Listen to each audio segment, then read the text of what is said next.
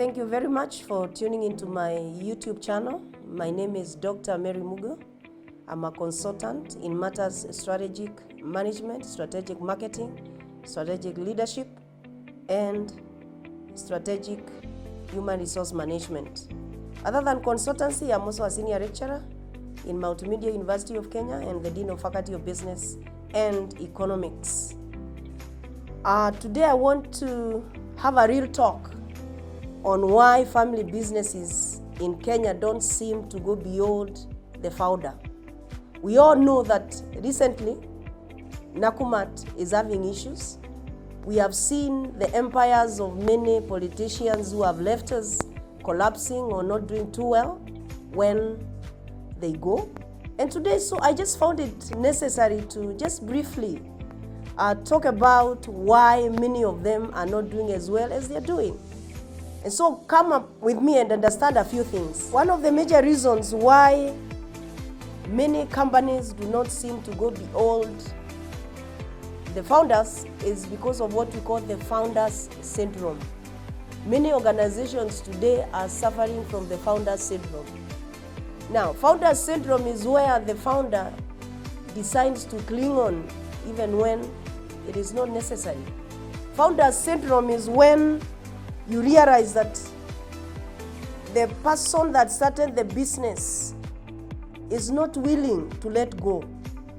And you can know that your organization is suffering from the founder syndrome if, for instance, everything rotates around the personality of the founder. The organizations today, if the founder is not there, if the founder is not in the office, nothing happens. The organizations today, what the founder says is law.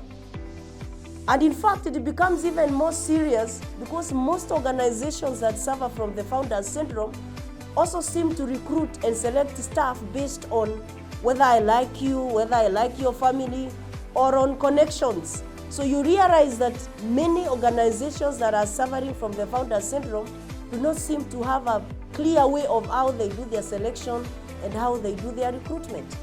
You'll also know that your organization is suffering from the founder syndrome if and when you realize that even when the board members have been appointed, they are appointed given on who I know and who I don't know. And those kind of board members, therefore, are not able to tell the founder when things are going wrong. They are not able to tell the founder when things are not right. Because what they do is they keep asking for favors. Hey, recruit my son, recruit my daughter, recruit my nephew and niece. So you realize that many family businesses today are suffering from that. You'll find also that another major reason is that employees do not stay for too long. And remember, for you really to go beyond the founder, strategic planning is very, very important. So the question is, how many family businesses today, and not just family businesses, even other businesses that are not family oriented, many of them are suffering from this syndrome. They don't have a strategic plan where they know this is what we are going to do, this is what we are going to achieve. And in case they have that strategic plan, then the strategic plan revolves around what the founder wants done. There is no consultation amongst employees. There is no consultation amongst the people that will actually be implementing that strategy. Another way you can know that your organization is suffering from founder syndrome is that many employees don't seem to stick there for so long, especially at the top level. Why? Because they know that once the founder is not there or once a vacancy arises, they are likely to be given to someone who the founder likes. So many top managers don't seem to stay for too long. And that does affect the organizational growth. Why? Because you cannot grow unless you have a strategy. And yet the people that you'd want to come up or to craft those strategies, they are not there. They have left. So it is important, therefore, for you as a business owner to let go. And as a business owner, it is good to let go when there is time. You don't let go when you're in your deathbed. You know, Africans have this a practice of never telling their children what they are doing until they are dying. In fact, many find out what their fathers and parents are doing when their fathers are gone or when they cannot speak. It doesn't make strategic sense for you to hold on to your business for too long. A strategic founder will ensure that after some time, they give the baton to the next person. A good example of a business that is in its 5th generation today is the Manu Chadaria business. And you can find that story in my book that is known as Growing a Business Empire. Manu Chadaria has given a story of how they have grown their business to 40 countries with over 40,000 employees because he let go. He has left the professionals to run the business.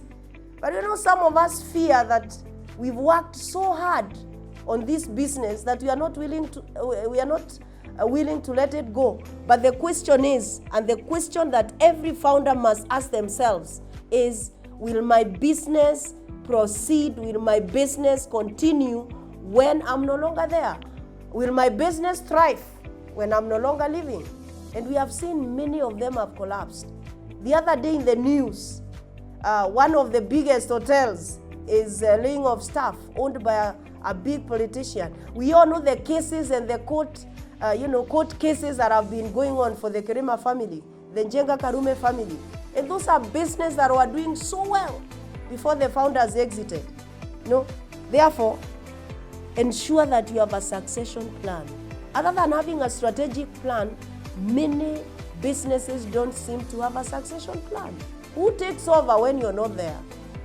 Don't say that things will fall into place, because things never fall into place. You must make things fall into place. So ask yourself, when I'm no longer there, who takes over my business? And by the way, whoever takes over your business does not have to be a family member. It is strategic to also know that you can hand over your business to be run by a non-family member, and then family members stick at the board level. But you see, most of us, especially Africans, want everything to be left to the family. But you can only be able to know what is going to happen when you're not there if you have a plan in place. Therefore, what am I saying? You must ensure that you have a strategic plan, you must ensure you have a succession plan, and ensure that you have a recruitment and selection plan. Don't recruit people based on loyalty. Don't promote people based on loyalty. Promote people, recruit people based on competence. Are they competent to do what they are supposed to be doing? And by the way, in case you decide to leave your business to your family, always find one of your siblings or one of your sons or daughters who has commitment to what you do. Now, you can get a lot of this information in my 2 books. And one of the books is this book, Growing a Business Empire, How to Effectively Manage Leadership Succession for Organizational Growth. And this book has been forwarded by Dr. Manu Chadaria. And this book will help you actually understand how to ensure that you have leadership succession in your organization. It is details on succession planning, successor commitment, what kind of strategies are in place for you as a business. And then you can also get more on strategic planning on my second book, known as The Winning Strategy, How to Use Strategic Planning to build effective organizations. And this book will give you details of how do you craft a vision, how do you craft a mission, how do you ensure that you come up with the right strategies, what kind of environment, and so on and so forth. And therefore, if you own a family business or if you're planning to own one, it is important for you to ensure that the founder's syndrome does not catch you.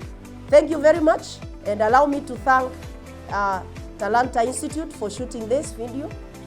And you can find me on my social media platforms. Of course, YouTube at Dr. Mary Mugo, Instagram at Dr. Mary Mugo, LinkedIn at Dr. Mary Mugo, and Facebook at Blessed Mary Mugo. You can get our books by calling the number 0733-297-287, or you can call 0776-045-087. And I urge you to visit my website, www.marymugo.com, and get to know more about what we do. Thank you very much, and God bless you.